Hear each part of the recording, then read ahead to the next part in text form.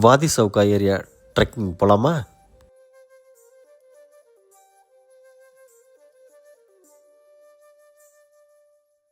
துபாயிலேருந்து 1.5 மணி நேரம் ட்ராவல் பண்ணி போனால் இந்த லொக்கேஷன் வந்துடும். லொக்கேஷன் நான் டிஸ்கிரிப்ஷனில் கொடுக்குறேன். கார் பார்க்கிங் ஃபெசிலிட்டி இந்த மாதிரி கீழே நீரோட எல்லாமே இருந்துச்சு இந்த இடத்துல.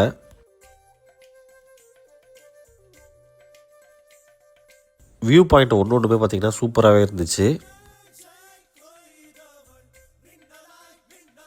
ட்ரெக்கிங் போர்ட்டில் இந்த மாதிரி அங்கங்கே மலையில் உட்காரத்துக்கும் பார்த்திங்கன்னா பந்தல் போட்டுருந்தாங்க.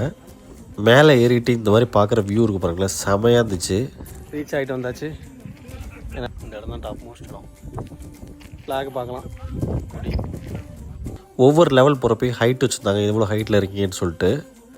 ஒருத்தான பிளேஸ் தான் சொல்லலாம். நீங்கள் போயிட்டு விசிட் பண்ணிவிட்டு எப்படி இருந்துச்சுன்றதை மறக்காமல் கமெண்ட் பண்ணுங்கள். இந்த மாதிரி விளாக்ஸுக்கு நம்மளோட சேனலை மறக்காமல் ஃபாலோ பண்ணி வச்சுக்கோங்க.